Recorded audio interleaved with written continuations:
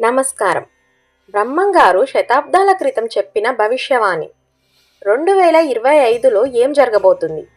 ప్రకృతిలో మార్పులు, రాజకీయంలో సంచలనాలు, మన జీవితాలను శాశ్వతంగా మార్చేసే సంఘటనలు.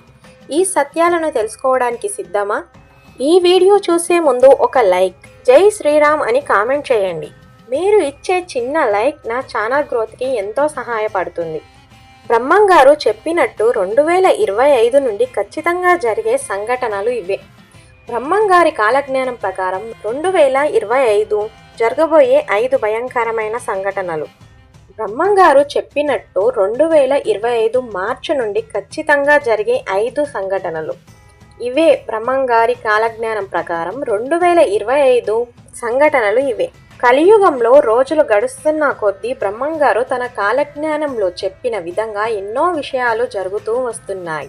మరికొన్ని రాబోయే రోజుల్లో ఖచ్చితంగా జరగబోతున్నాయి. బ్రహ్మంగారు తన కాలజ్ఞానాన్ని ఒక్కసారే చెప్పలేదు. వివిధ సందర్భాలలో వివిధ వ్యక్తులకు కాలజ్ఞానాన్ని బోధించారు. వాటిలో కొన్ని గ్రంథస్థవం కాగా మరికొన్ని మాత్రం రహస్యంగానే మిగిలిపోయాయి. భవిష్యత్తుని తన మనోనేత్రంతో ముందుగానే దర్శించిన బ్రహ్మంగారు రాబోయే రోజుల్లో జరగబోయే సంఘటనలు సంవత్సరాలతో సహా వివరించారు. బ్రహ్మంగారు తన కాలజ్ఞానంలో చెప్పిన విధంగా 2025 అనగా శ్రీ క్రోధనామ సంవత్సరం నుండి విశ్వవసునామ సంవత్సరం వరకు జరగబోయే వింతలు, విశేషాల గురించి ఇప్పుడు ఈ వీడియోలో మనం తెలుసుకుందాం.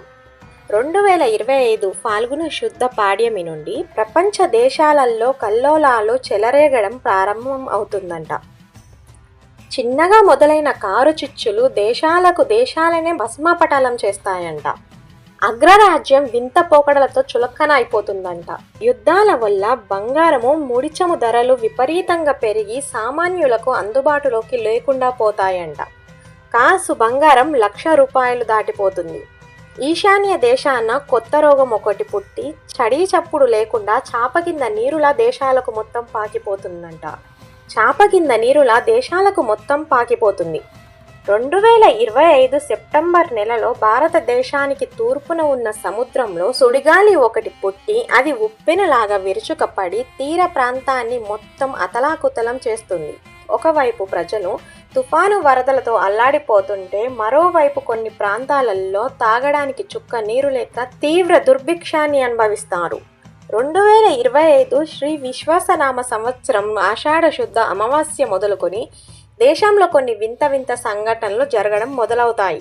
సముద్రం ఉన్నట్టుండి ముందుకు వస్తుంది. రాత్రికి రాత్రే తీర ప్రాంతం అంతా మునిగిపోతుంది. ద్వాదశ నాటి రాత్రి భూమిలో తీవ్ర అలజడి చెలరేగి తీవ్ర భూకంపం సంభవిస్తుంది. ఆకాశం ఒక్కసారిగా రంగులు మారుతుంది. పిడుగులు, వర్షం కురిసి ఎంతో మంది చనిపోతారు. ఆగస్టు నాటికి దేశంలో రాజకీయ సంక్షోభం ఏర్పడి అధికారం కోసం పార్టీలు ఒకదానితో మరొకటి కలహించుకుంటాయి. డబ్బు, అధికారం ఉన్నవాడిదే రాజ్యం అవుతుంది. ఒకరి ఆకలి మరొకరి స్వంతమవుతుందంట. మధుర మీనాక్షి అమ్మ మనుషులతో మాట్లాడుతుంది. శ్రీశైలంలో మల్లన్న శ్రీశైలాన్ని విడిచి వింధ్యా పర్వతాలకు వెళ్ళిపోతాడంట. శాస్త్రవేత్తలకు సైతం ఊహించని విధంగా సౌర తుఫానులు భూమి మీద విరుచుకపడి సమాచార వ్యవస్థ మొత్తాన్ని నాశనం చేస్తాయంట. రోజుల తరబడి ఫోన్లు, కంప్యూటర్లు పనిచేయకపోవడంతో ప్రజలు పిచ్చివారు అవుతారు. వన్యమృగాలు అడవులను విడిచి జనవాసంలోకి వచ్చి జనాన్ని పీక్కొని తింటాయి. రోజుకి భూమి మీద ధర్మం నశిస్తుందంట. భూదేవి పాపుల భారాన్ని మొయ్యలేక తల్లడిల్లిపోతుందంట. ఉన్నట్టుండి దేవాలయాలలో విగ్రహాలు మాయమైపోతాయంట. తిరుపతి వెంకన్న కుడిభుజం అదురుతుందంట. అర్ధరాత్రి పూట స్వామివారి ఆలయం నుండి వింత శబ్దాలు వస్తాయి. కనకదుర్గమ్మ ముక్కు పుడకను కృష్ణమ్మ అందుకోవాలని రకరకాలుగా ప్రయత్నాలు చేస్తూ ఉంటుందంట. వేప చెట్టుకి మామిడికాయలు కాస్తాయంట. చింత చెట్టుకి మల్లెపూలు పూస్తాయంట. పంది కడుపున ఏనుగు, మేక కడుపున పంది పుడతాయంట. శ్రీశైలం శిఖరాన అగ్నివర్షం కురుస్తుందంట. అది చూసిన నంది పెద్దగా రంకెలు వేస్తాడంట. భ్రమరాంబిక అమ్మవారి ఆలయంలో ముసలి ప్రవేశిస్తుందంట. కృష్ణానది మధ్య బంగారు రథం పుడుతుందంట. నీటిలోని చేపలు తాము చస్తామని పలుకుతూ బయటకు వచ్చేస్తాయంట.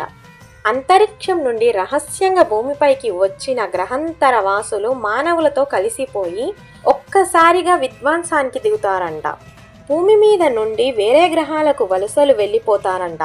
వింత విజ్ఞానం పెరిగినా సరే చావు పుట్టుకలకు మాత్రం కనిపెట్టలేకపోతారంట. భూమి తన కక్షను ఉన్నట్టుండి మార్చుకుంటుందంట.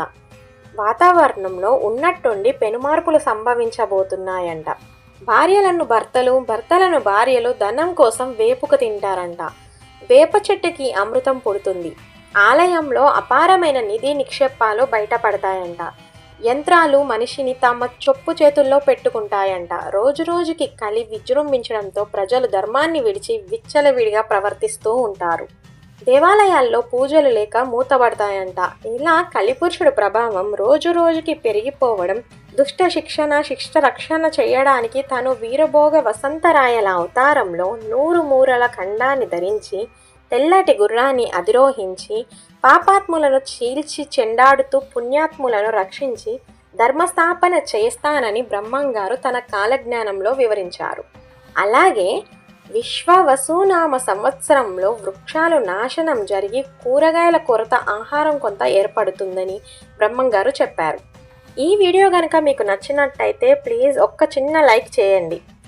అలాగే మా కొత్త వీడియోస్ మీకు వెంటనే చేరాలంటే మా ఛానల్ని సబ్స్క్రైబ్ చేసుకొని పక్కనే ఉన్నటువంటి బెల్ ఐకాన్ని ప్రెస్ చేయండి.